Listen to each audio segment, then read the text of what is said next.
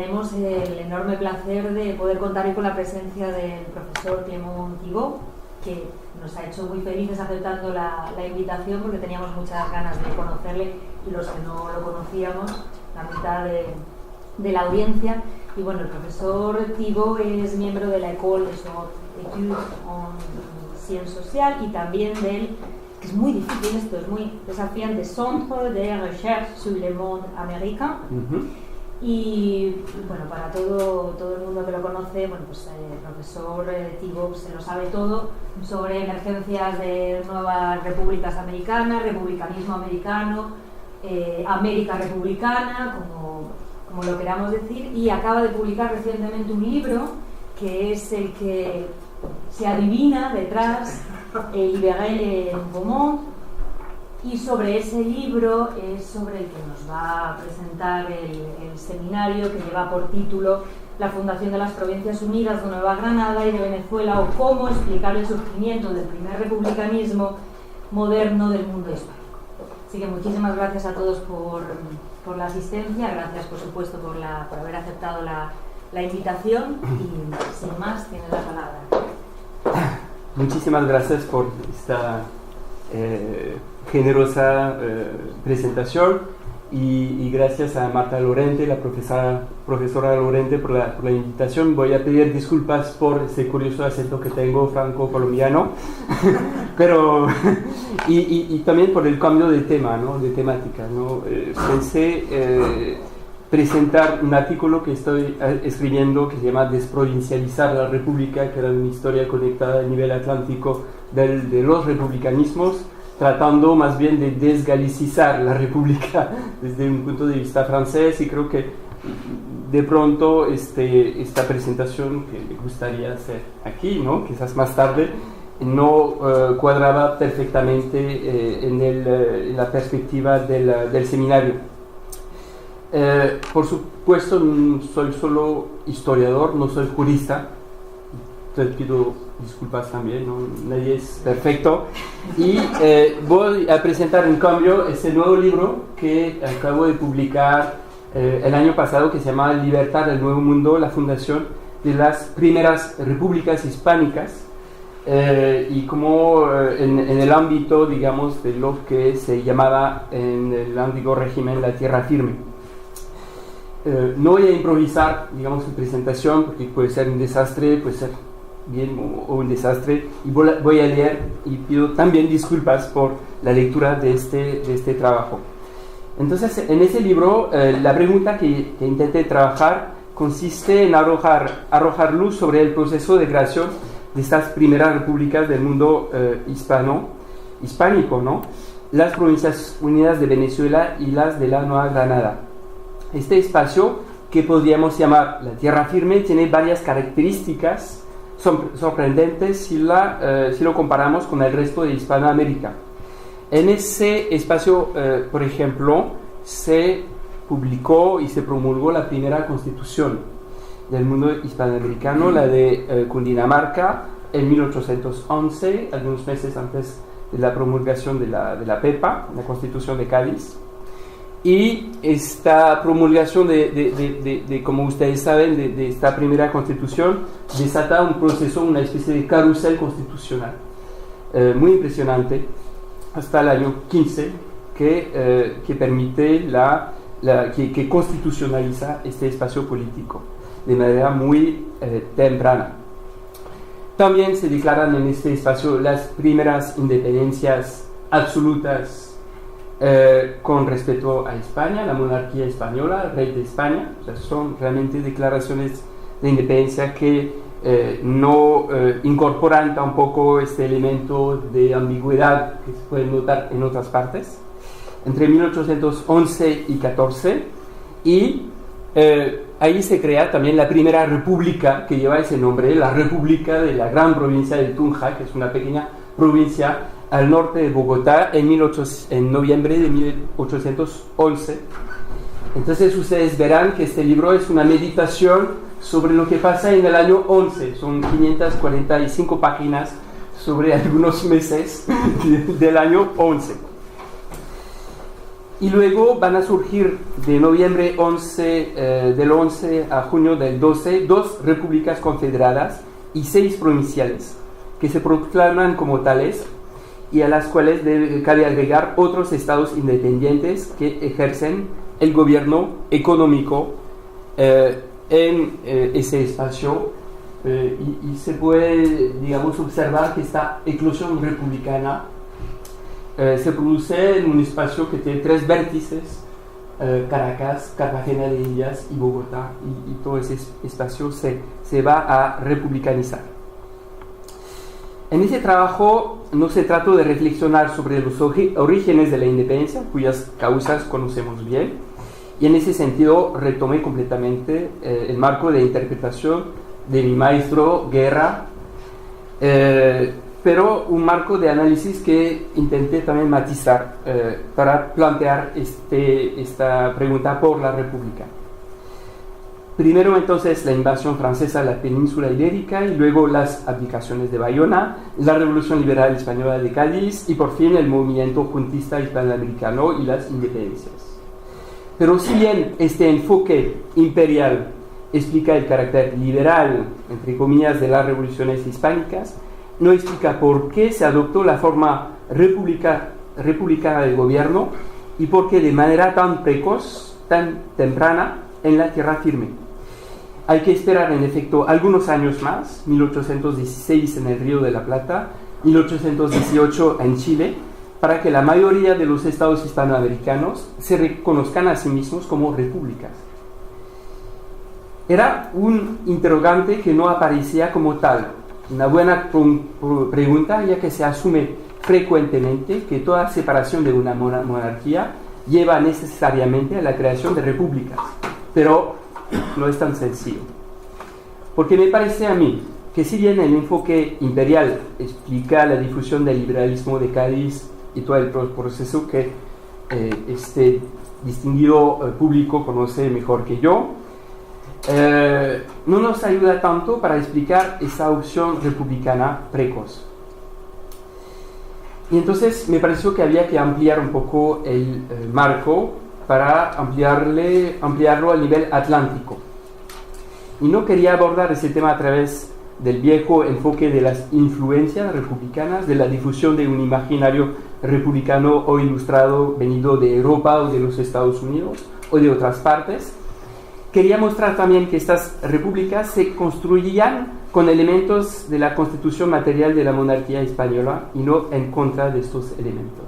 O sea, una posición matizada, ¿no?, entre lo nuevo y lo antiguo, entre comillas. Quería pues articular 2 hipótesis: la del efecto de las circulaciones de ideas, de hombres, incluso de bienes, entre las 4 repúblicas presentes en la región, por una parte, y la de una recomposición del legado corporativo y territorial de la monarquía hispana en estas nuevas repúblicas.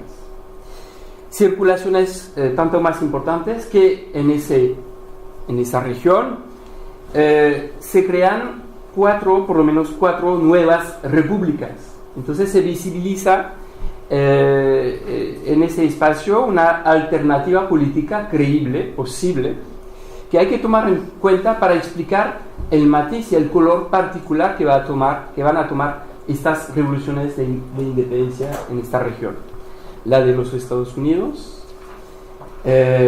primero, por supuesto, pero también no hay que olvidar la Francia republicana en las Antillas, tanto en Guadalupe y en Saint-Domingue, Haití, que se transforma en república, con, digamos, todo ese proceso complejo de la revuelta de los esclavos y del decreto de libertad general que va a otorgar la libertad a todos los esclavos de la isla en 1794. No es de olvidar tampoco la República Bátava, que fue una de las repúblicas hermanas de Francia, que va a transformar este espacio muy cercano de Curazao, Bonaire, que tiene relaciones económicas muy fuertes con el continente desde 1796-1800, y luego pues la República de Haití, que surge en 1804 a raíz de la Declaración de Independencia. Y creo que para entender todo ese proceso de independencia no hay que olvidar esta década del 90 y hay que desplazar, a mi modo de ver, un poco la cronología para mirar lo que pasó un poco antes. Pero ahí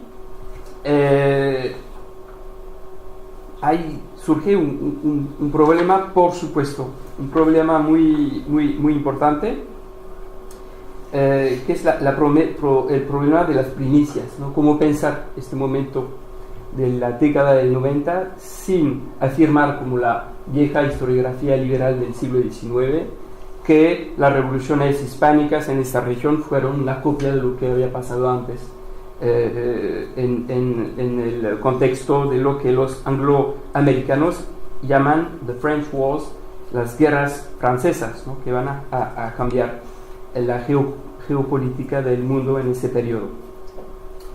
Entonces se trata de abordar la cuestión de la emergencia de estas primeras repúblicas hispanas sin pensarlas como simples copias o ecos de lo que había pasado antes. Y esta pregunta es una manera de pensar la relación entre el mundo europeo o noratlántico y el resto del mundo. Se trata de mostrar también como mestizos, indígenas y esclavos, porque esta republicanización del mundo caribeño entraña un cambio dramático de la sociedad de esclavista, por supuesto. Es un tema muy importante, sobre todo para las regiones caribeñas de Venezuela y de Colombia. ¿Cómo digamos, se relaciona todo eso con la republicanización de este espacio? Entonces, una de las metas del libro consiste en crear las condiciones de comensurabilidad, no sé si existe la palabra en español, pero se entiende, creo, de comensurabilidad entre este momento, o sea, el año 11, y los acontecimientos revolucionarios previos.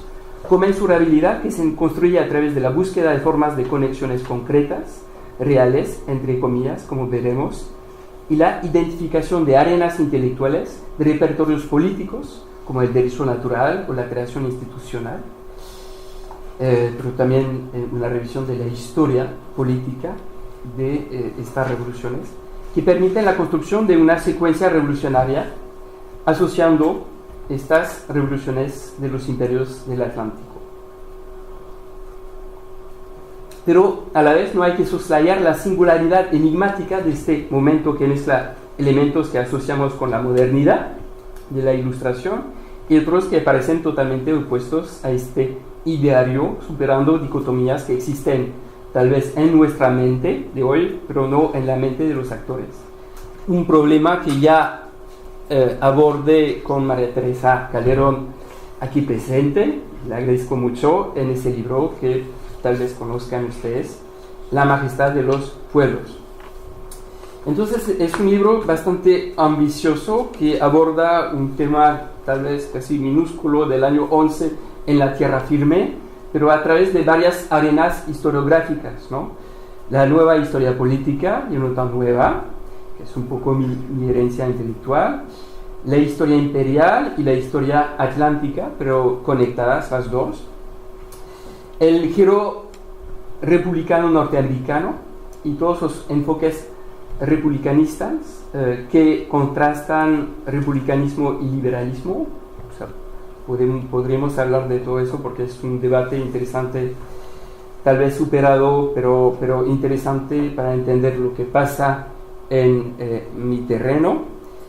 La historia de los conceptos, la escuela de Cambridge, el paradigma jurisdiccional, aquí estamos en el recinto sagrado de este paradigma. Entonces, no voy a hablar mucho de eso, porque no quiero salir vivo de este aula. Una lectura crítica también de los Subaltern Studies, porque hay un poco de historia social en ese trabajo, y los estudios sobre categorías sociorraciales, porque por supuesto una república que descansa sobre la noción de igualdad civil cuestiona la existencia de una sociedad organizada en torno a estas categorías sociorraciales que ustedes conocen muy bien. Entonces hay como, yo no pretendo decir cosas nuevas en cada registro de análisis, pero la novedad surgiría más bien de la articulación de estos distintos registros. Primero, el surgimiento del primer republicanismo hispanoamericano, historia imperial o historia atlántica.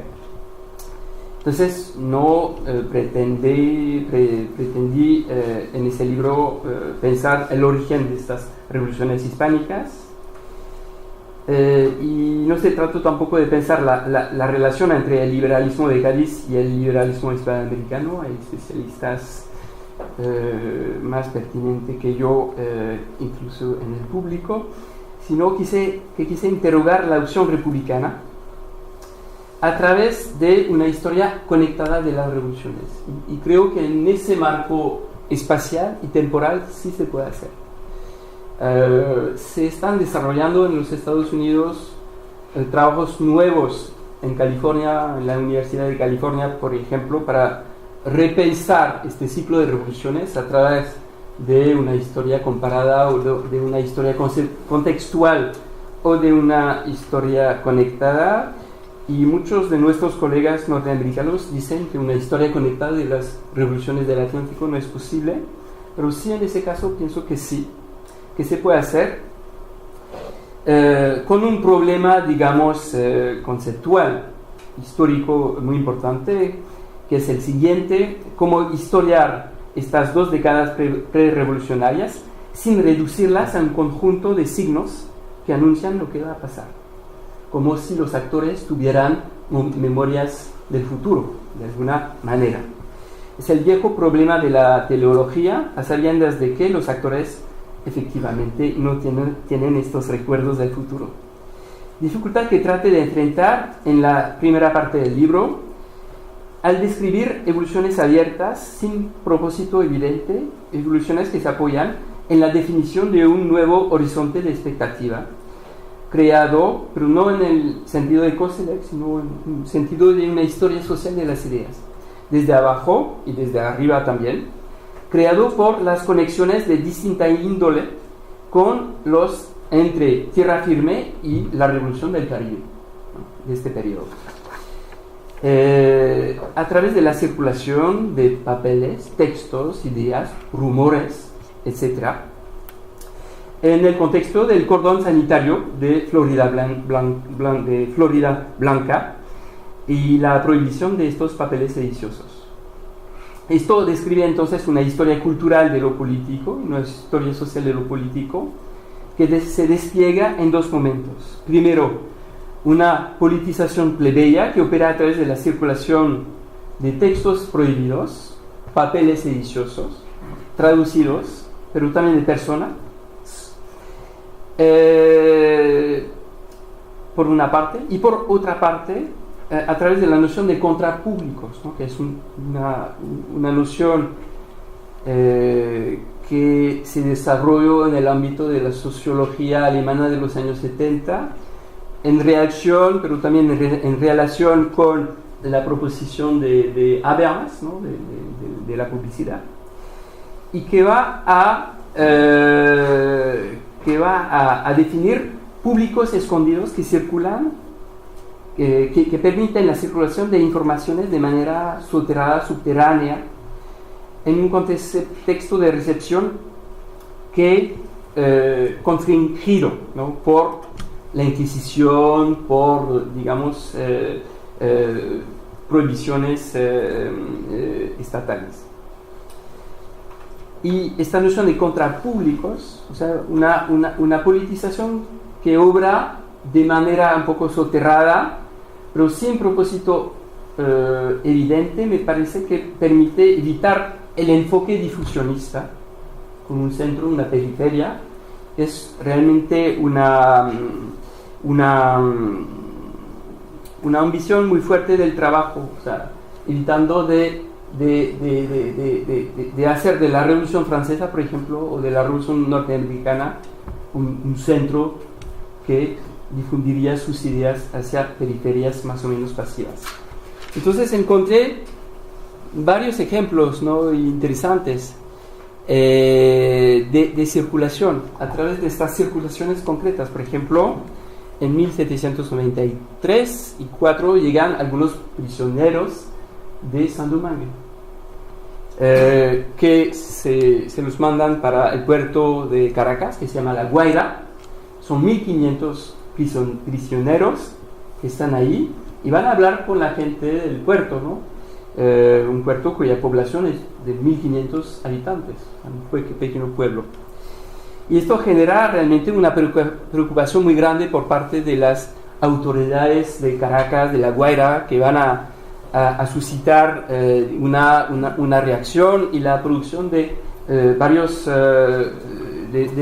varios archivos, diciendo, por ejemplo, que hay una circulación de monedas, de símbolos nuevos, ¿no? Constitucionales, republicanos en esta área, y eso interesa mucho a los negros y a los esclavos del puerto de La Guaira, y hay una circulación de rumores, ¿no? Y hay citas muy interesantes sobre la circulación, esta politización sin meta muy clara. Por ejemplo, que 2 negros esclavos en La Guaira, ocupados en amasar pan, se animaban al trabajo diciendo en confianza de no ser oídos que dentro de un año serían tan libres como los del Guárico. Guárico es el nombre español de Saint-Domingue. Que uno de esos negros u otro en el mismo puerto de La Guaira excitaba a los de su clase diciéndoles ser esta buena ocasión para sacudir el yugo de los españoles como han sacudido el de los franceses, los negros del Guárico. Entonces no es la Revolución Francesa tampoco, es la rebelión de los esclavos. Algunos meses después circula un documento cuyo origen se desconocía, un libro que se titulaba Extracto del manifiesto que la Convención Nacional hace a todas las naciones, y un texto traducido por un mercader vasco del puerto de La Guaira que hacía comercio con España, y de un boticario pardo llamado Cardoso, que traducían ese texto del francés en su tienda, generando interés en el barrio, etcétera, tanto en Caracas como en La Guaira. Y resulta que este texto es un texto de Robespierre. Es interesante, ¿no? A ver cómo circula.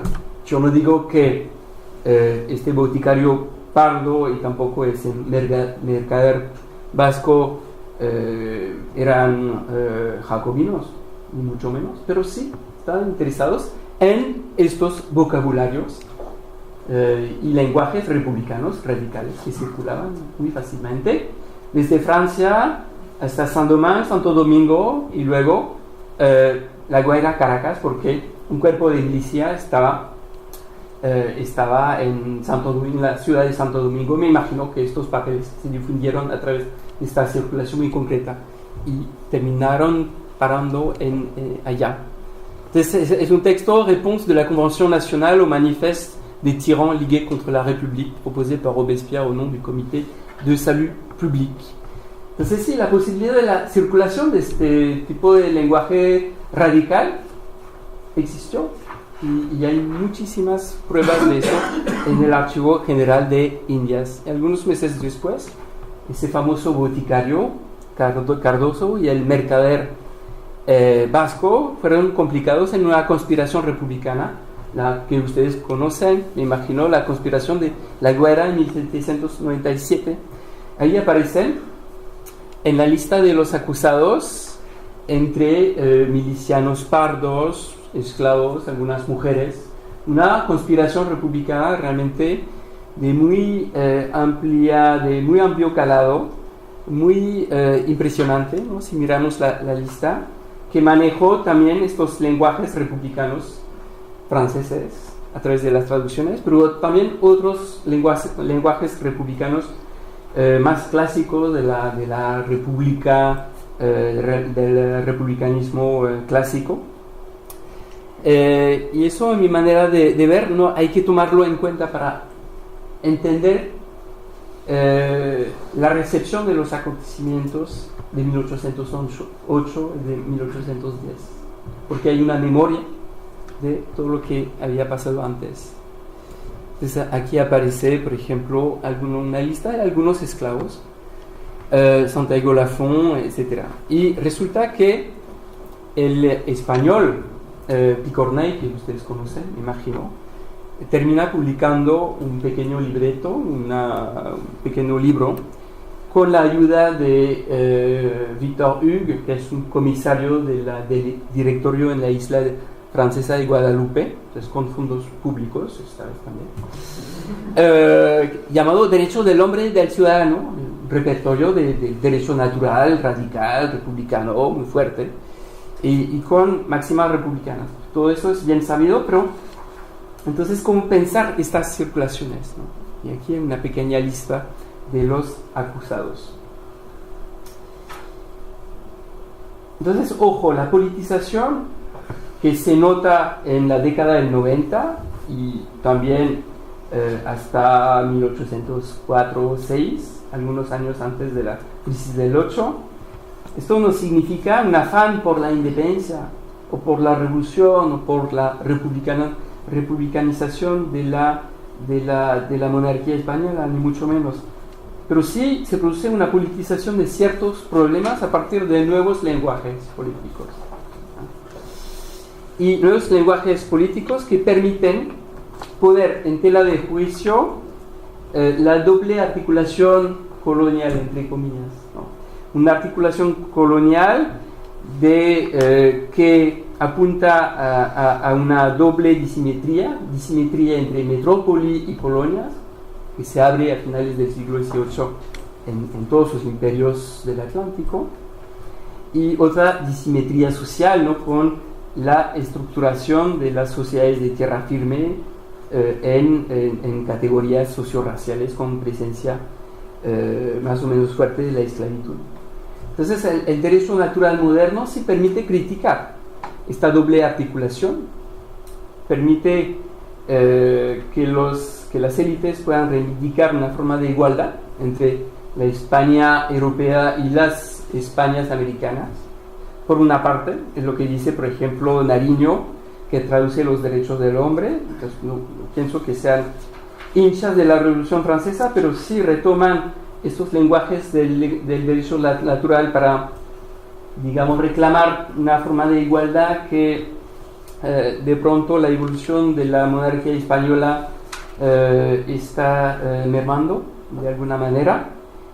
Y también permite a algunos actores, entre comillas, subalternos, no me gusta mucho la palabra, pero de origen popular, pueden ser esclavos libres de color, de criticar estas jerarquías naturalizadas de la sociedad, porque ese derecho natural, como bien es sabido, es el lenguaje más radical para reclamar la igualdad civil. Entonces, me parece que, entonces una crítica a la colonialización de la monarquía hispana por parte de las élites, reclamando un imperio igual en sus partes europeas y americanas. Y creo que el argumento existe antes de 1808, se va a visibilizar después, pero sí existe antes, porque hay una reflexión colectiva en torno a ese derecho natural, en torno a esta igualación o reigualación de la monarquía española. Una crítica nueva, más radical de estas jerarquías socio-raciales. Y una impronta del derecho natural moderno que va a permear las primeras constituciones de tierra firme, que todas van a declarar los derechos del hombre. Entonces puede ser que eso no tenga ningún efecto a nivel jurídico, porque estoy de acuerdo con la idea de que fueron revoluciones políticas y no jurídicas, estoy de acuerdo con eso, pero sí es un discurso político masivo muy presente que va a aparecer de manera masiva en las constituciones. Entonces eso es una parte del libro, pero hay una parte más también que hace énfasis en la continuidad. Una parte que se podría titular de 32 minutos, ¿no? De la República Cristiana a la República Federativa. La idea es como ver cómo se va a recomponer ese legado jurisdiccional de la República, de una monarquía española que se puede entender como la articulación, la unión entre un rey y una monarquía republicana, porque las ciudades son muy importantes en ese imperio. Entonces, la idea que quisiera desarrollar ahora es que si bien las circulaciones entre la tierra firme y el Caribe revolucionario de los años 90 pueden explicar cierta parte de la retórica republicana de ruptura con el antiguo régimen, paradójicamente, la relativa facilidad de la ruptura con la figura del rey se dio a la reformulación de esta herencia jurisdiccional hispánica, ya un impresionante trabajo constitucional y la invención de nuevas instituciones. Entonces, bueno, tengo una representación un poco infantil, porque no manejo muy bien el PowerPoint, ¿no? De esta pirámide jurisdiccional, ustedes conocen eso mucho mejor que yo, el rey, el virrey, la audiencia y las justicias corporativas. Bueno, ¿qué pasa en 1810? Hay una desarticulación y lo que historiadores, digamos, equivocados a mi modo de ver llaman el Estado colonial. Vemos lo que pasa en 1810, que se suma este Estado colonial. O sea, rey, virrey, audiencia, son 50 personas. Eso es lo que llama Estado colonial. Y lo que queda son las justicias corporativas. Entonces, hay que crear un orden territorial político a través de la articulación federativa de estas ciudades. Lo que explica muy bien Daniel Gutiérrez, pero me parece realmente muy importante hacer énfasis en la articulación de estas repúblicas de antiguo régimen en una república católica compuesta que van a ser las confederaciones. Un poco la lectura. Entonces hay que asociar el radicalismo de estos lenguajes revolucionarios del 90 con ese proceso material de la reformulación, reconstitución de esta constitución material de la monarquía en esta región. Y se nota, por ejemplo, la multiplicación de los municipios.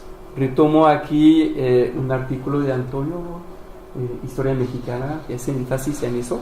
Entonces, en el mundo gaditano hay una multiplicación de los municipios a través de la aplicación de la Carta de Cádiz, pero también en el mundo no gaditano, que tiene otro tipo de constitución, muestra que hay una dinámica, digamos, política, cultural y parecida en todos los espacios. Pasamos, por ejemplo, aquí de 70 municipios en 1770, o sea, ciudades y villas con cabildos, a 117. Describe realmente una parte de la revolución. Y lo más importante es como la recomposición del orden territorial, que va a describir también una recomposición del orden sagrado. Y retomo un poco las ideas del libro que escribimos con María Teresa, ¿no? O sea que hay como una especie de, a través de la articulación federativa de estas ciudades, villas y parroquias en repúblicas y estados provinciales, sobre el modelo norteamericano, pero es como un préstamo lingüístico nomás. Y luego en confederaciones que se pueden también asociar a un nivel más alto de soberanía, puede ser como una monarquía hispana constitucionalizada. Eso va de la mano también con una transferencia de sacralidad, no sé si existe la palabra en español, es una idea de Alfonso Dupont, que estudió las cruzadas, pero sí me parece interesante, o sea, cómo recomponer este poder descendiente del antiguo régimen, de Dios, rey, comunidades, etc. O sea, un orden heterónomo, dado por Dios, que brinda un orden que se impone al rey y sus agentes o sus súbditos, por otro tipo de dispositivo, también fundado en una ley heterónoma. Creo que no creo mucho en el cuento de la secularización. más bien la secularización pasa por ese proceso un poco paradójico de una secularización que pasa por una reflexión casi teológica sobre el fundamento religioso de estas repúblicas. Entonces Dios y el derecho natural, no sé si es tan moderno que eso, porque es un derecho natural dado por Dios, y el Dios católico, no cualquiera. Y Dios va a ungir los pueblos, o sea, la iglesia peregrinante se visibiliza en la figura de esos pueblos. Y esta transferencia de sacralidad permite, por ejemplo, a estos pueblos tomar algunas decisiones curiosas, como la creación de obispados, crear obispados, sin la autorización del Papa, por supuesto. Y luego el gobierno electivo, representativo, alternativo y popular, como se lo llamaba entonces, que va a coronar esta nueva construcción, pero que escapa del fenómeno y del proceso de secularización. Y estudié, digamos, cómo se articulan estos lenguajes modernos republicanos con esta necesidad también de crear o de recrear un orden sacralizado y un orden territorial compuesto a partir de las repúblicas del antiguo régimen, a través del análisis de una institución muy popular en la Nueva Granada, que se llama el Colegio Electoral, que es un préstamo lingüístico constitucional a la Constitución del año 3 del Directorio. Puede parecer muy, digamos, muy moderno, entre comillas, el Colegio Electoral. Pero si miramos cómo funciona ese Colegio Electoral, vemos cómo esta institución realmente es muy curiosa, muy peculiar, que es una representación. No tengo el tiempo de entrar en detalles, pero es el colegio electoral que va a representar a los pueblos y no la población, y es una metacorporación que permite elegir una representación nacional, y la representación nacional que es la reunión de todas esas instituciones antiguas o nuevas, como Ejecutivo, Cámara de Senadores, Cámara de Representantes, Sala de Reposición, Tribunal de Residencia, etc. Y es un colegio electoral que no abdica su soberanía, entre comillas, porque se reúne cada año para elegir esta representación nacional. O sea que el poder de los pueblos, a través de este colegio electoral, controla en realidad las instituciones nacionales del Estado provincial. Y allí hay una confusión entre lo nacional, lo provincial y los pueblos. Hago mucho énfasis entonces digamos en la recomposición. No sé si lo digo de manera muy clara, pero la recomposición de esta constitución material a través de la maniobra federal y a través de la invención política de estas nuevas instituciones que van a llevar nombres franceses, casi todas, curiosamente, pero que tienen un funcionamiento que no tiene nada que ver con el constitucionalismo francés. Y la última parte, no les voy a aburrir demasiado, trata de la revolución republicana y las clases de la sociedad, porque en ese momento, en esta región, el término clase definía las categorías socio-raciales, ¿no?, de la sociedad, ¿no? Las clases de los blancos, de los pardos, de los morenos, de los esclavos, etc. No eran clases marxistas, por supuesto, pero la palabra clase apareció en los años 1760 en el diccionario de autoridades, y me sospecho de que conlleva un sentido nuevo, ¿no?, que 10 minutos, no voy a terminar, ¿no?, en 2 o 3 minutos. Sentido un poco fisiocrático, liberal, digamos, y muestra, señala, a mi modo de ver, no sé si tengo, si estoy bien, si tengo razón en eso, pero conlleva la idea de una desincorporación de la sociedad. Las clases no son los cuerpos, hay una diferencia. Y las clases amenazan los cuerpos de la sociedad. Es un análisis que encontramos a menudo bajo la pluma de muchas autoridades de esta región. Capitán general, el virrey, dice, bueno, las clases de esa sociedad no se pueden reunir y amenazan, digamos, el orden corporativo de la región.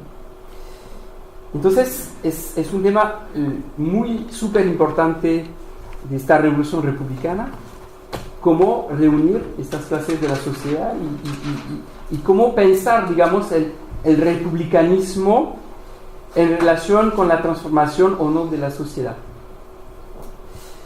En estas primeras constituciones, de manera muy, digamos, moderna, se va a intentar eliminar todas las excepciones jurídicas. La monarquía, la nobleza, los fueros no lo hacen, pero dicen que lo van a hacer y dicen que lo hacen, ¿no? En las constituciones eliminamos los fueros, una de las bases más importantes de esas sociedades a nivel jurídico. Pues me llama mucho la atención porque este discurso, si no lo hacen y si no lo pueden hacer, y eliminan, por supuesto, el principio de limpieza de sangre. Van a abrir el derecho de voto a los indígenas y me parece que en ese primer momento es un momento de apertura muy grande, porque sí quieren no solo brindar el derecho de voto a los indígenas, sino que los indígenas voten, o sea, verifican si van a votar o no, porque es para estos revolucionarios de élite, republicanos, es una condición de la regeneración de los indígenas, de la transformación de ellos en buenos ciudadanos, que voten y que se asocien al mercado también.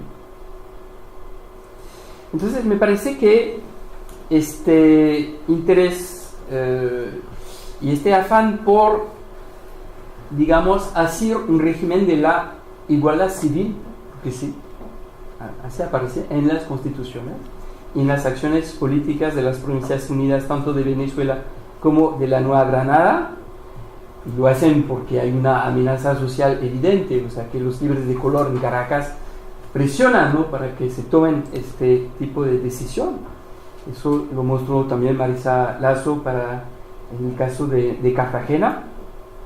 Tiene que ver también con una reflexión de larga duración que se remonta a este proceso de politización de los líderes de color desde abajo, en conexión con los acontecimientos de Saint-Domingue, Guadalupe y Martinica. Creo que hay una continuidad ahí que permite explicar el carácter peculiar de la política racial, entre comillas, de estas Provincias Unidas, que no se va a encontrar, por ejemplo, en el caso rioplatense y creo que tampoco en el caso de la Nueva España. Lo que más me llamó la atención es también que a través del derecho natural se posibilitó la identificación fugaz entre los criollos que conforman las asambleas constituyentes y las clases mestizas de la sociedad, dada la conexión que se hace en el curso de la revolución entre la primera dimensión de la relación colonial, la desigualdad metrópoli-colonias, que se va a revelar, bueno, son análisis clásicos de guerra, ¿no?, en las discusiones de las Cortes de Cádiz, y la segunda dimensión, ¿no?, de estas jerarquías socio-raciales, la de la limpieza de sangre, etc. Y eso va a desatar una guerra civil sangrienta en la región. O sea que la declaración de independencia del 5 de julio de 1811 en Venezuela va a desatar una guerra civil sangrienta, de verdad, mostrando que estos temas fueron realmente muy importantes, que no se trataba solamente de una discusión constitucional, política, sino de realmente de una transformación un poco más profunda, tanto de la sociedad como de la lógica política, ¿no?, o de la política en la región. Pero esta lógica constitucional republicana se construye en espejo y dialécticamente con la lógica constitucional de Cádiz. Intento mostrarlo en el libro. Lógica constitucional de Cádiz que se observa en estas tierras con ansiedad y pasión, y que lleva, a pesar del carácter variopinto de las primeras cartas republicanas en tierra firme, a unas decisiones coherentes. Se trata de abrir un nuevo horizonte temporal al destruir sobre el papel todo tipo de transmisión genealógica de la dignidad y de la indignidad. Y creo que el interés por la república moderna tiene que ver con, yo diría, la destrucción o el intento de destrucción de un sistema de pensamiento, un sistema también jurídico y político fundado en esta noción de transmisión genealógica, de la nobleza, de la limpieza de sangre, etcétera, etcétera. Y por eso, pues, puede explicar la aparición curiosa de estas declaraciones de los derechos del hombre. Bueno, voy a terminar con una conclusión general en 4 puntos. Primero quise arrojar luz, no sé si lo conseguí, pero intenté, sobre la vía particular que tomó el mundo ibérico hacia la modernidad y particularmente hacia la construcción del Estado, o no, o de su ausencia, ¿no? La preservación del gobierno jurisdiccional y la recomposición del carácter republicano de la monarquía en las repúblicas modernas hacen que la modernidad política, el liberalismo, el Estado no tengan el mismo sentido o no tengan ningún sentido en ese contexto que en otras partes del mundo. Sin embargo, se trata también de esbozar una secuencia atlántica de las revoluciones, porque sí, pienso que sí hay articulaciones posibles. Es interesante pensar esta articulación, no sé si secuencia o no, pero no a la manera de Gocho y Palmer, como una especie de explosión, un centro y una difusión de las ondas, sino un ciclo de revoluciones conectadas sin centro ni periferias. Insistí también en el carácter religioso del proceso de transformación republicana, que se vive como la posibilidad de regenerar la religión, y la religión católica, corrompida por los malos reyes. La cultura de la heteronomía va a proyectarse sobre los regímenes republicanos, y esta forma de monismo político y cultural llevó a que fue difícil pensar y aceptar el pluralismo a lo largo del siglo XIX. Entonces retomo el argumento de la majestad de los pueblos ahí. Pero no tenemos que olvidar tampoco la problemática de la ciudadanía, cuarto punto, muy apegada en tierra firme a la cuestión de la transformación de la sociedad de castas en una sociedad de iguales, con todos sus límites, por supuesto. Este aspecto explica un legado central de las revoluciones hispánicas, que fue la inclusión temprana de las clases degradadas de la sociedad al círculo de la ciudadanía.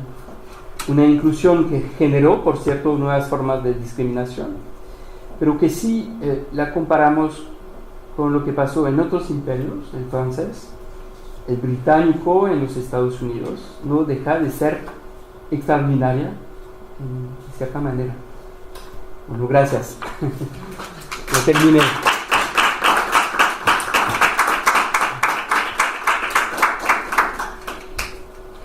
Muchísimas gracias por el espléndido seminario y ahora tenemos Primera pregunta, ¿cuándo hacemos qué?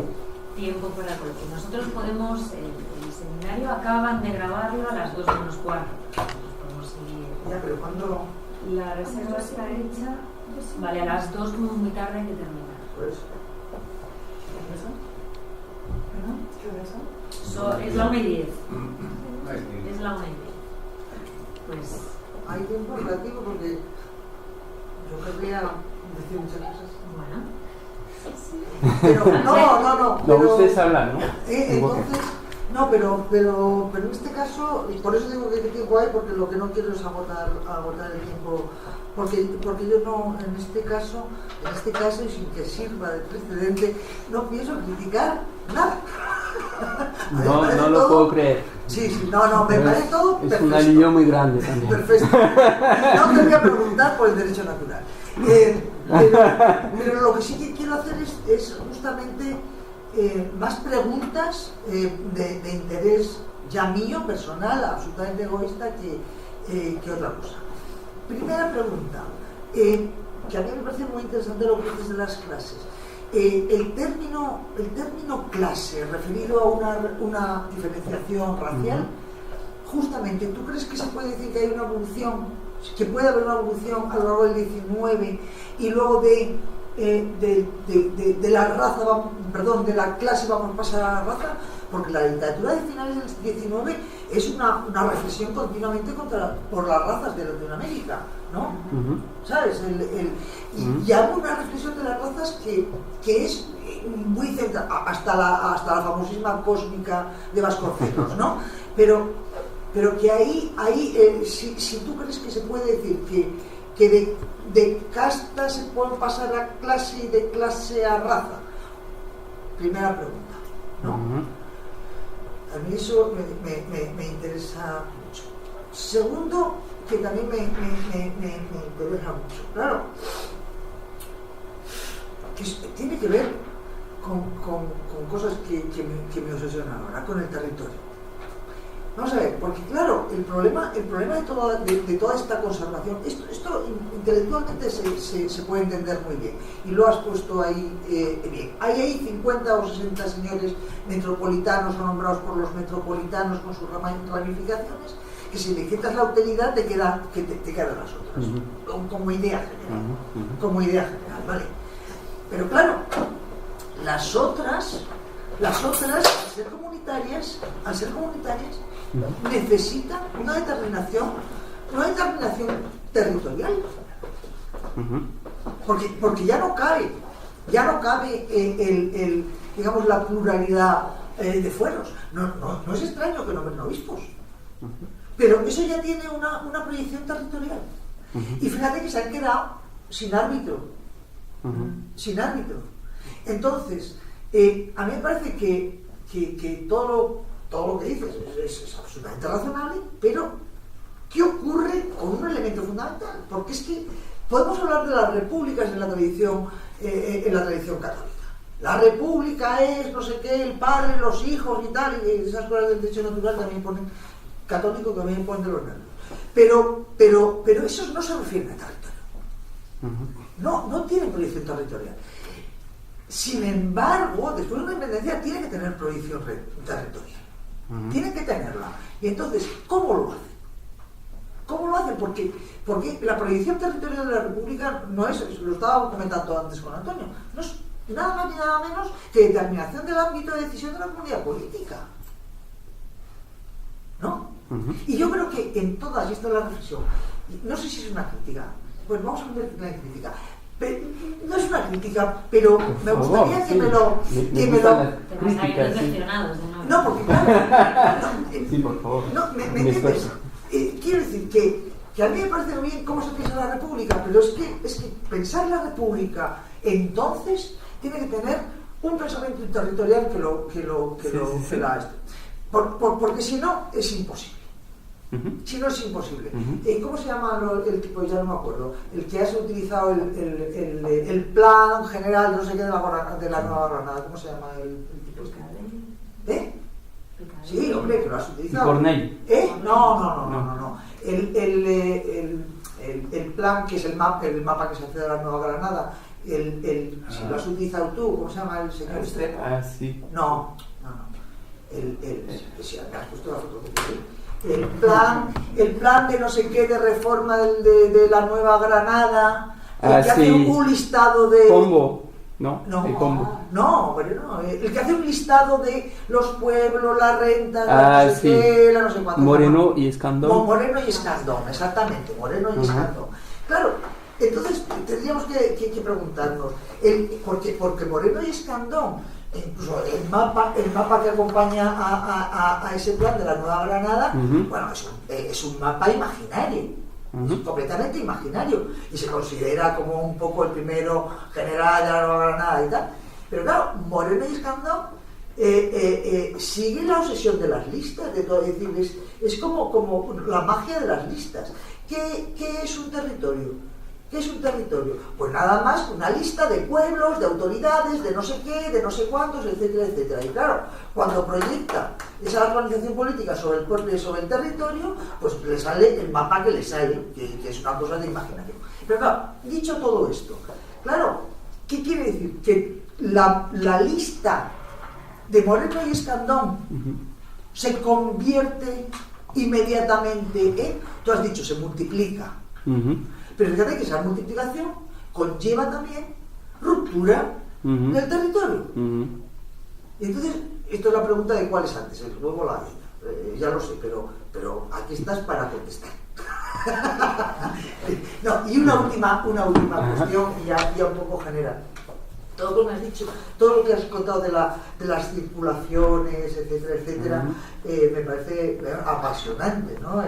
Y claramente se ve, pero mi pregunta es, ¿esto no es un poco lo mismo? O si se diferencia, dímelo, bueno, de las famosas bajas luces francesas, ¿no? De las cosas de Chartier, etcétera, etcétera, ¿no? Es un poco de la circulación de todas estas cosas. Pero es que yo creo que hay algo más, ¿no? Me da la sensación de que oyéndote hay algo más que sí que es distinto y distinto un poco que caracteriza de alguna manera. Es decir, las críticas, las no sé qué, no sé cuántos, naturalmente con otros contenidos, pero quiero decir que es un poco esa y ya para finalizar, bueno, ¿qué aporta la condición atlántica a tu discurso? Esto siempre a los atlantistas siempre lo pregunto. Pues mucho. Bueno, y aquí me quedo. Yo no sé si podemos hacerle todas las preguntas seguidas, porque es que si no... Sí, preguntas seguidas, sí. ¿Puedo seguir yo? Digamos un poquito en la línea... Porque son más interesantes que las respuestas. No, tú aquí de las preguntas, por favor. A ver, digamos, insistiendo sobre este tema del territorio que me parece súper interesante. Me parece bonita la formulación que haces tú cuando tú dices finalmente ese proceso de recomposición territorial es una suerte de recomposición de la vieja constitución material. Y colocas la atención sobre el tema del colegio electoral.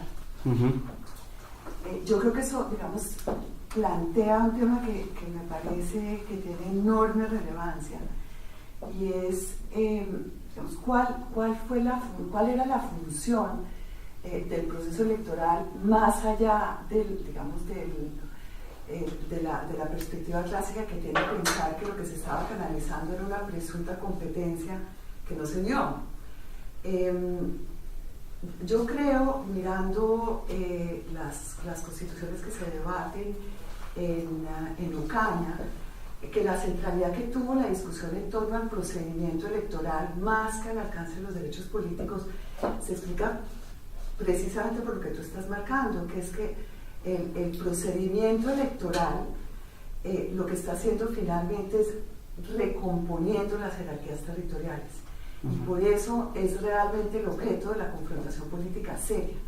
Lo que quiebra Ocaña y las asambleas constituyentes durante la década del 30 o del 20 es justamente eso.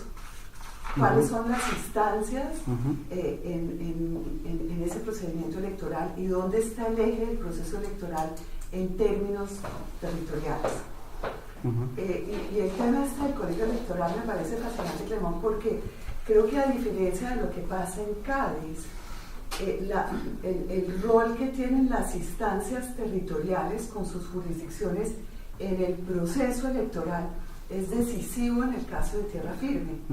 Toda esta idea de que las instancias donde se definen las controversias en torno al proceso electoral muchas veces se van a dirimir es a través del municipio, de los cabildos, o de instancias con jurisdicción territorial. Entonces, eso, quería ver un poco, yo creo que... Ahora, una cosa que me llama la atención de estas primeras constituciones y que uno ya no va a ver en la década del 20, es precisamente la centralidad del tema racial. Y no sé si valdría la pena que lo pensáramos también en términos de avances y retrocesos, pero durante la década del 20, la gran ausencia en términos del debate electoral es la inquietud en torno a las castas.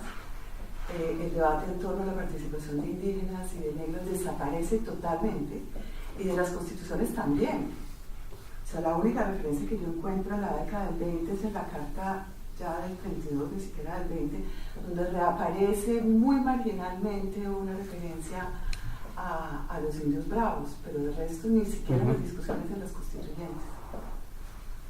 Entonces no sé, digamos, tú ves un esfuerzo por transformar las sociedades en las constituciones de la década del 10, y yo lo que veo es todo lo contrario. La esclavitud no fue superada.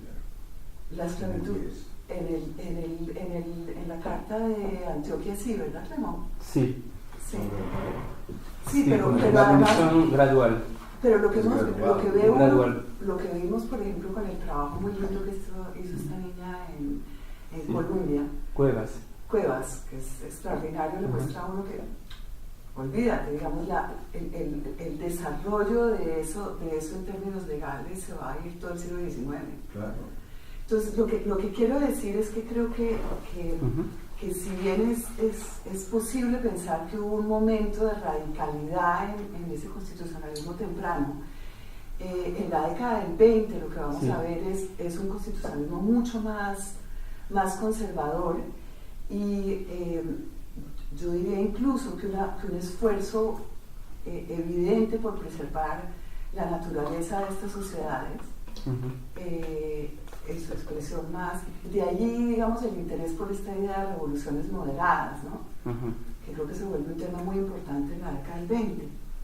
En fin, ahí me quedo.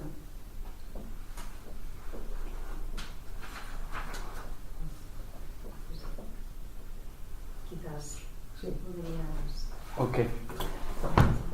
Muchas gracias por las preguntas, ¿no? Y las no críticas que, bueno.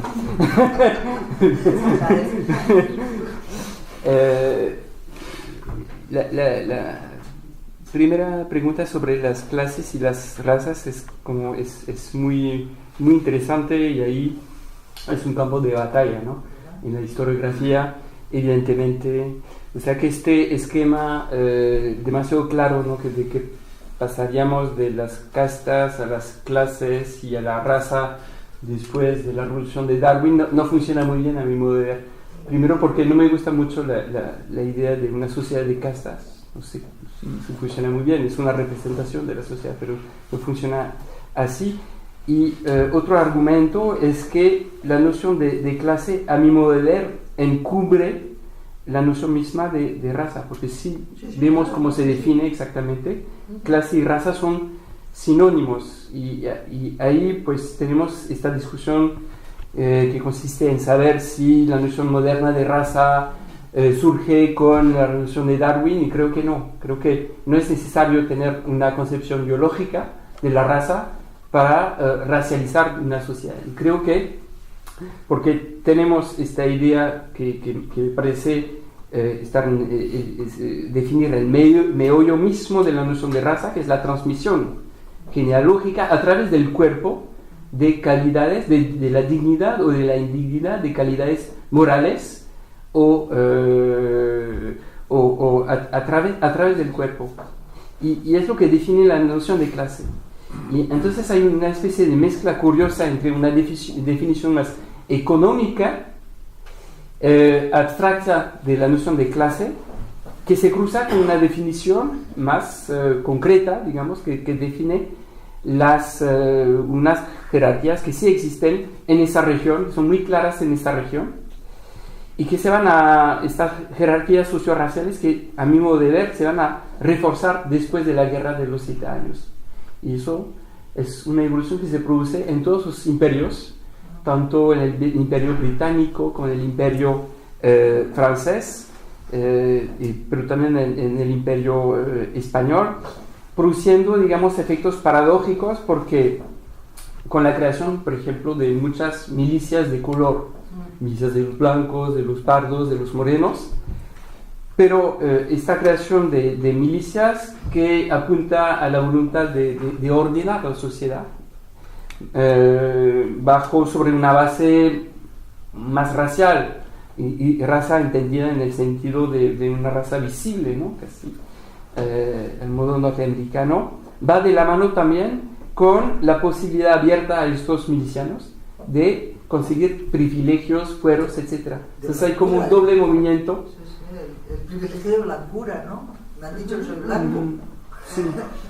Y creo que en ese sentido no existe un corte muy fuerte que se daría a mediados del siglo XIX en esta región. Creo que la definición genealógica y corporal de la raza que sí existe en el mundo hispánico en el siglo XVIII, por supuesto se va a enriquecer con nuevo sentido biológico que va a circular y que de pronto tal vez va a limitar el alcance también de esta nueva definición biológica, pero no va a cambiar del todo esta noción de raza. Así que no opondría yo clase a raza.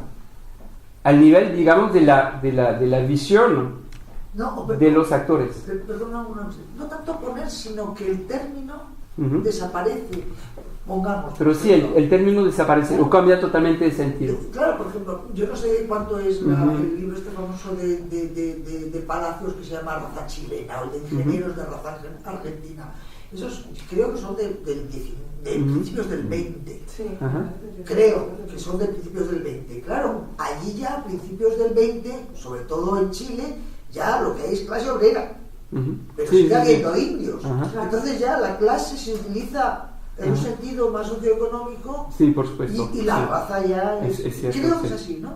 Se podría decir así. No, claro. Que el término clase para diferenciar, para hablar de lo que son condiciones raciales, digamos, desaparece y se visibiliza más. Sí, la noción o el componente racial de la noción de clase tal como existe a finales del siglo XVIII y a principios del siglo XIX desaparece después, pero sigue encubriendo de alguna manera también, porque sí, es uno de los componentes en este mundo latinoamericano que va a definir la clase obrera también. Pues no en todas partes, por supuesto, hay que hacer matices, pero sí. Pero sí, tú tienes razón, o sea, se desprende realmente de este significado racial y para definir lo socioeconómico. Pero es un tema súper complicado, ¿no? Muy complejo.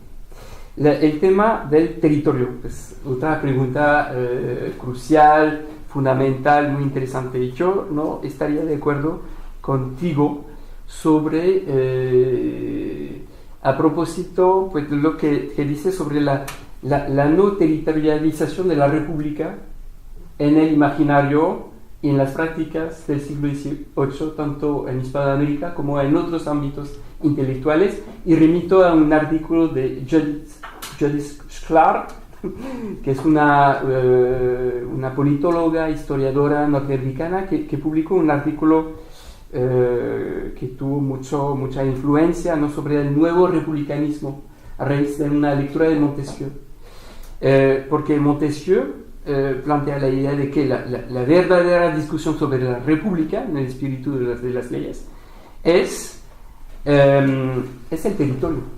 ¿Cuál es el buen tamaño del Estado y de la república? El tamaño, no el tamaño, pero no la definición. Perdón. Es el tamaño. No. Nos quiere tomar el pelo. No. No, perdón, el tamaño es No, la cuestión por el tamaño del territorio va de la mano estrechamente con la cuestión de la gobernabilidad del territorio. Sí, es el tamaño en tanto que se puede gobernar a través de un gobierno libre. Sí, pienso que sí, y tal cual aparece, digamos, en las discusiones constitucionales que estudié. Yo creo que sí tiene un componente territorial muy fuerte en ese momento, en la discusión, tanto en la discusión intelectual como en la práctica cotidiana, porque en muchos... Sí, estoy completamente de acuerdo con lo que dices. Sí. Pero es la delimitación. Quiero ¿Pero qué? Bueno, La delimitación. La Vamos a ver, Pablo. delimitación. Sí, sí. Vamos, no, pero después, que vamos a y dejarlo. es una discusión muy importante en la Revolución Norteamericana, cuál es el tamaño realmente de una república, cómo imaginar la soberanía del pueblo en un espacio tan grande como América del Norte. Es como una discusión muy clara, y creo que la discusión sobre el territorio, pero es cierto, hay una distinción que hay que hacer entre el tamaño del Estado, lo que llaman así, y el territorio. Son dos cosas distintas, depende cómo tú... Pero Antonio quería... sì, pardon, no, solo un dato, solo per apportare, ¿no? Cioè riconosco che tu tienes toda la razón, es decir, el problema del territorio no solo es complejo, sino se ha poco estudiado hasta ahora. Ajá. Todos nos estamos metidos en este asunto. Entonces, lo que yo quería agregar a las reflexiones de Matri, a la tuya, para encontrar un otro punto crucial, que cuando Montesquieu, precisamente, no habla de territorio, sino en sentido geográfico. Entonces, ese es un primer punto. En segundo punto, los territorios de la colonia norteamericana son ya disponibles para las instituciones representativas en el momento en el cual está el Congreso de Filadelfia. Es decir, y tiene un trasfondo comunitario, por lo cual el territorio ya es neutralizado y se acerca al concepto de res nullius del territorio moderno. Es decir, el territorio moderno es un res nullius disponible a las instituciones que lo gobiernan. El problema que tenemos nosotros en el mundo hispánico, no solo americano, sino también aquí en España, que el territorio no es disponible.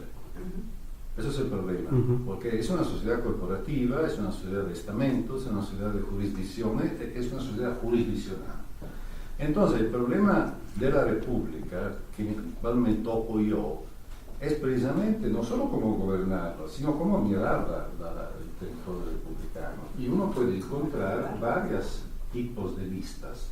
Las listas electorales de las circunscripciones electorales definen el territorio, según cosas decididas, si son parroquias, si son ciudades, si son villas, si son parroquias.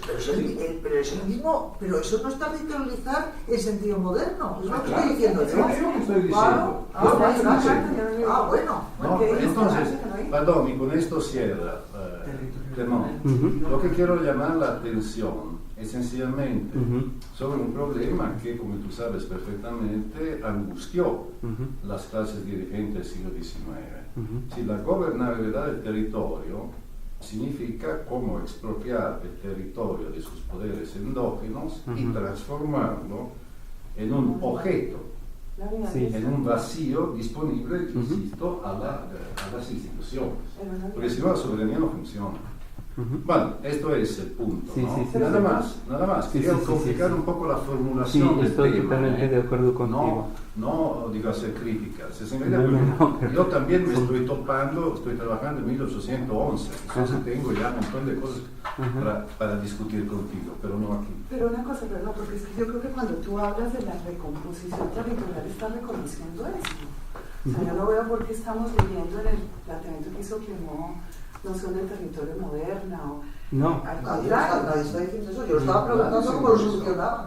Ok, pues es que yo creo que justamente cuando apela a esta idea de recomposición territorial está justamente parado en esa perspectiva. Y volviendo un poco a ese mapa de Moreno y Escandón, Marta, al que tú haces referencia. El mapa de Moreno y Escandón refleja la tentativa de reorganización territorial de Moreno a finales del último cuarto del 18. Lo que es muy interesante es que las reformas que efectivamente hacen tienen, si quieres, la revancha de los pueblos viene en el 8. Muchas de las reformas que implementa el Moreno y Escandón de eliminación de pueblos, de reagrupación o la palabra que usa es composiciones territoriales, en el 8 viene la revancha de esos territorios que se van a proclamar nuevamente independientes, dándose cabildos, etcétera, etcétera. Entonces, lo que es muy interesante ahí es ver justamente la dificultad de hacer el tránsito al que se está refiriendo Antonio. Digamos, la propuesta de Moreno de eliminar pueblos y esos pueblos eran virtualmente ineliminables, y es lo que vamos a ver del 8 al 16. La multiplicación de ayuntamientos ahí es brutal. Entonces, ¿qué quiere decir recomposición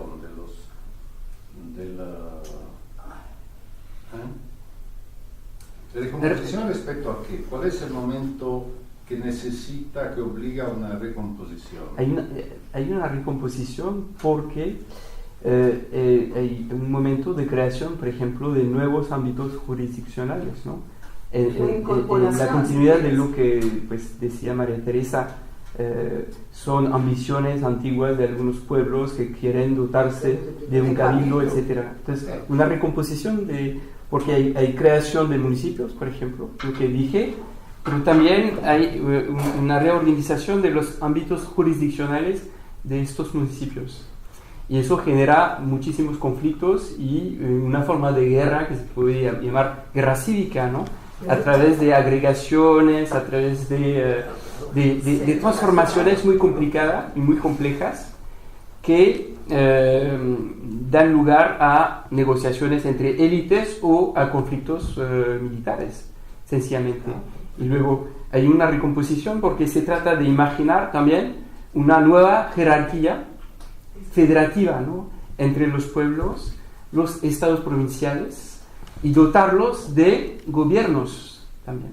Y eso es una creación totalmente nueva, porque no existían en el antiguo régimen, o en la monarquía, digamos, no existían tales gobiernos. Y luego un otro nivel que sería de las Provincias Unidas, y luego pues hacia una confederación de Provincias Unidas. Y por eso me parece que es un fenómeno nuevo, pero que recompone lo que existía antes. Pero que no lo deja así, tal como fue. Hay una recomposición. Y son repúblicas compuestas, pero que van a componer elementos que se van redefiniendo en ese momento, a través de la guerra y a través de la negociación, inventando nuevas formas políticas de representación que no son realmente representación, sino como una expresión a través del nombramiento de jueces, ¿no? Porque casi que los diputados de los pueblos son jueces, y lo son. O sea, se nombran, son jueces de primera instancia, te doy la palabra, y luego son diputados en el colegio electoral. Pero sí son jueces. O sea, tienen esa doble cara de representantes y de jueces.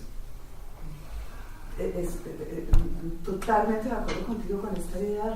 De hecho, la palabra esta lógica de agregación y segregación territoriales viene, yo creo, justamente de la idea que no puede, a pesar de que esos territorios se reincorporan dándose cabildo, nunca se piensan como cuerpos soberanos en sí mismos, digamos, están buscando unos mecanismos de articulación a la totalidad política mayor.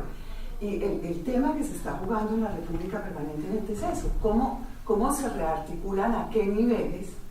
Yo creo que la función de esos cuerpos representativos, que vuelvo, insisto, no es representar, es eso. Y el último tema al que hace referencia, que es más interesante, todo este tema del nombramiento de las justicias, porque uno ve, por ejemplo, en el proyecto de los santanderistas en Ocaña, una apuesta que creo que es muy interesante, que es devolverle a los pueblos la posibilidad de que los sufragantes elijan sus justicias, o sea, realmente disociar el tema de nombrar los alcaldes parroquiales del colegio electoral y dejar la representación, digamos, los diputados funcionando. Uno lo que empieza a ver es que esos cuerpos representativos empiezan a ser menos digamos, disocian justicia. Disocian justicia, porque lo que se está jugando ahí es finalmente cuál es si el nivel provincial va a ser el importante, si el nivel estatal va a ser el importante, y cómo se van a recomponer los poderes ahí.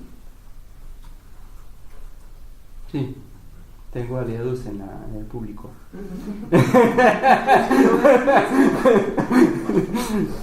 Eso sí. Y para retomar, digamos, la discusión sobre el republicanismo, yo no sé si Montesquieu maneja una noción meramente geográfica de la república. Pienso que eso se puede discutir, ¿no? Porque yo sí pienso que retoma la vieja discusión aristotélica sobre el tamaño de la polis, que es una comunidad natural, y las características que debe tener la polis para gobernarse de manera suficiente, ¿no? Es el criterio de suficiencia. Y el criterio de suficiencia para crear un Estado incorpora también este elemento de la presencia de un puerto, milicias, población suficiente. Son características geográficas, pero la cuestión del gobierno es central.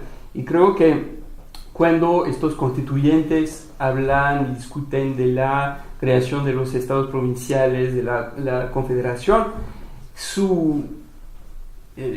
lo que está en juego es la posibilidad de estas repúblicas de defenderse frente a los ataques posibles de los realistas.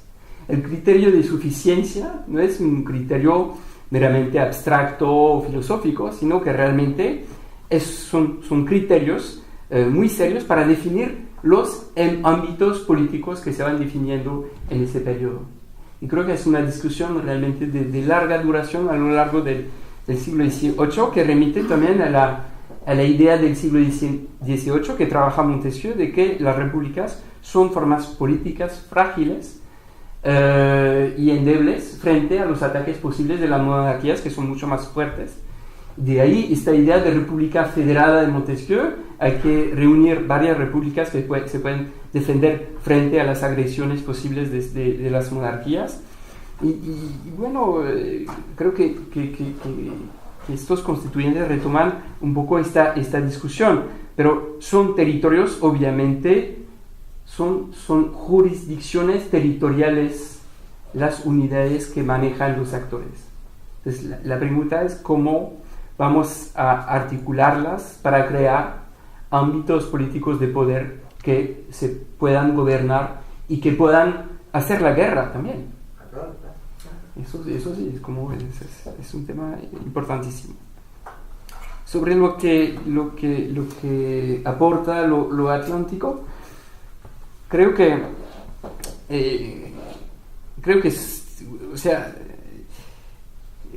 todo el proceso de politización de los años 90, que me parece a mí muy importante para pensar y para entender la reacción peculiar de la élite de la región con respecto a los acontecimientos del 8, hay que salir del Imperio Español.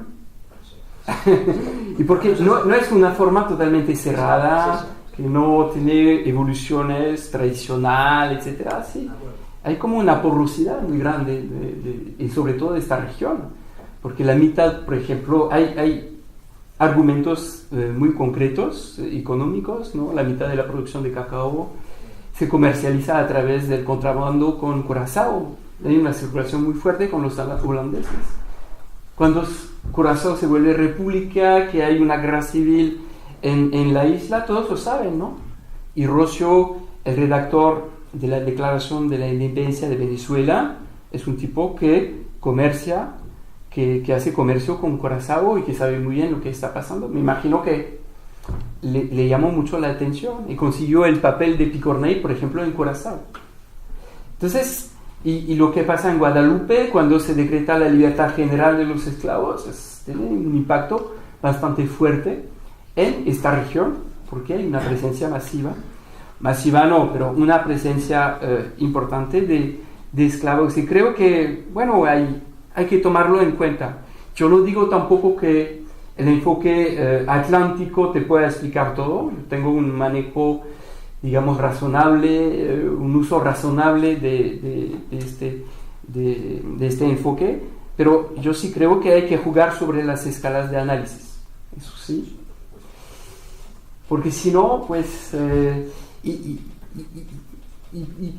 porque la idea de que hay un ciclo de revoluciones y hay revoluciones olvidadas, que son las revoluciones ibéricas, iberoamericanas, en ese ciclo, creo que es una idea todavía productiva que no se ha pensado de manera todavía satisfactoria y que sigue habiendo trabajo por hacer en ese campo. Entonces hay varias propuestas, no voy a profundizar ese tema, pero cómo pensarlo, y creo precisamente que estas revoluciones hispánicas, siendo las últimas de ese ciclo de revoluciones, van a recoger todo el legado de los acontecimientos políticos anteriores, pero no hay que pensarlo en términos tampoco de difusión y tampoco de influencia o de una especie de ciclo determinista, ¿no? Sino hay que mirar cómo se politizan estas sociedades a través también de la referencia a lo que había pasado antes. Y creo que creo que es interesante, que vale la pena utilizar y variar las escalas de análisis. Perdona una Claro. observación. Por supuesto. Por supuesto. Eso es una contestación, digamos, muy razonable a lo que te he preguntado. Lo que pasa es que yo creo que no y es normal que tú no entendieras eso. Naturalmente la escala de análisis es obvia. Y de acuerdo también con la incorporación, etcétera. Y lo que dicen los actores también, claro, porque claro, eso por supuesto. Dicen, Pero me estaba refiriendo a una cosa que tú has dicho, y desconocida por mí, algo así como que un grupo de gente, en un grupo de historiadores norteamericanos, dicen que las revoluciones no son comparables o que no hace falta. No se pueden conectar. O que, que no se pueden conectar, exactamente. Y entonces digo que, cuando digo ¿qué aporta? Me estaba refiriendo a esa concreta, de la escala de análisis estamos de acuerdo, simplemente a ese punto concreto, al de creemos necesario seguir discutiendo con gente diciendo que no están conectadas unas cosas que son obviamente, quiero decir que está claro que es como decir, es la creación de la Tercera Internacional no tiene nada que ver con la Revolución Rusa. Pues mire usted, porque es que se me ha ocurrido aquí en un despacho de Berkeley. Bueno, pues, ¿qué quieres que te diga? Es decir, es una cosa tan obvia. Ajá. Entonces, la pregunta estaba mal formulada, lo reconozco. Es obvia y no tan obvia tampoco. ¿Eh? No es tan obvia tampoco, porque hay mucha gente que te explica lo contrario. Me estaba refiriendo a eso, a determinar, he entendido perfectamente, no es cuestión de resucitar, no sé si ha muerto, al Palmer y al otro diciendo, sí, no, diciendo pagados por la, ¿verdad? Por la OTAN, que tal. Pero lo que sí que es cierto es que esos ámbitos espaciales, ¿no? Y de problemática, etcétera, no se pueden negar, ¿no? Una cosa obvia. Entonces, lo que he querido deducir es que de nuevo otra vez la polémica, ¿no? La larga sombra de la disputa de América, que no se pueden conectar, y vamos a quitar todas las revoluciones y así hispanoamericanas o latinoamericanas, perdón, y así no nos ocupamos de ella. Es un poco eso lo que simplemente entonces era una aclaración que yo no tenía de. Pero si puedo agregar algo, realmente un apunte. Lo que a mí me interesa de manera un poco paradójica en la historia atlántica ahí, en ese caso, es que es una oportunidad para hacer microhistoria, para hacer historia microlocal en realidad, porque la historia atlántica de por sí no quiere decir nada, o sea, todos esos espacios no son conectados, la historia global tampoco existe, lo que sí existe son situaciones locales concretas. Lo que sí me interesa en ese caso es que a través de un análisis realmente microhistórico de un pequeño puerto venezolano se puede ver y se puede comprobar que hay una articulación, la llamo atlántica porque quiero vender mi libro, por supuesto, pero transimperial, llegan prisioneros de Saint-Domingue, cónsules norteamericanos, hay holandeses, hay judíos de Curazao. Digamos, hay un mundo un poco cosmopolita y ahí hay un tejido de circulación que supera el ámbito meramente hispánico. Es lo que quiero decir. Es como una oportunidad para hacer microhistoria de manera interesante también para llamar un poco la atención de los demás, ¿no? Y para vender el libro si se puede, porque es demasiado grande. Una pregunta que me surgió en los últimos años, ¿no? Pues comparando el debate sobre el ser republicano en Francia, ¿no? Durante el terror y a lo largo de todo el siglo XIX. El debate en Estados Unidos inmediatamente después de la independencia a partir de John Adams. Y la falta de debate, como decir, fuerte en el mundo hispanoamericano sobre la República. Sí, ¿Todos sí, están de acuerdo con la República? No hay nadie que se oponga, a menos que no sea, digo, un realista de España porque no quiere la independencia, pero el tema de que es una república que costó sangre y lágrimas en Francia y en Estados Unidos, aquí no. Esto me parece una pregunta que me obsesiona porque me pone a la vista que el tema republicano es un tema complejo, en el sentido, hay un consenso inmediato hacia la forma de gobierno republicano que no tiene antecedentes ni sementes, porque también en Europa sabemos que el republicano del siglo XIX era antiliberal, antimonárquico, y entonces corría el riesgo del paredón. Pero en América los indios felices de estar en la república. Esto quiero decir, ¿no? Sí, sí, no, es una... ¿Cómo se puede contestar? Es una excelente pregunta, de verdad, realmente es una excelente pregunta y precisamente es un poco el meollo del argumento del libro. Diciendo que hice más o menos que la creación de estas repúblicas fue un proceso mucho más difícil, complejo, violento de lo que se piensa, o sea que costó sangre y me llamó mucho la atención este silencio, la falta de debate en torno a la forma de gobierno. Hay muy pocos textos que justifican el cambio del régimen, y es cierto. Y creo que se puede explicar este silencio por una lectura, digamos, muy ilustrada por parte de estos nuevos republicanos de élite de la sociedad local. Porque, según ellos, la transformación republicana de estos regímenes entraña la posibilidad de la guerra civil, porque los pueblos, los esclavos, los libres de color, los indígenas, no están listos para una transformación tan drástica y tan importante del régimen político que entraña también una transformación de la relación con lo sagrado y con la religión. Entonces, de vez en cuando, entre líneas, se ve que existe una autocensura por parte de los actores principales y los principales republicanos para que este debate sobre la república no aparezca en la esfera pública que se está construyendo. Y hay un solo libro, el de Rocio, que defiende, digamos, esta forma de gobierno a través de una lectura religiosa del Antiguo Testamento, ¿no? Entonces es como sería el único libro realmente meramente republicano, pero que no remite a las obras de Rousseau, de la Ilustración, y tampoco a los Estados Unidos, sino a una lectura de las escrituras sagradas.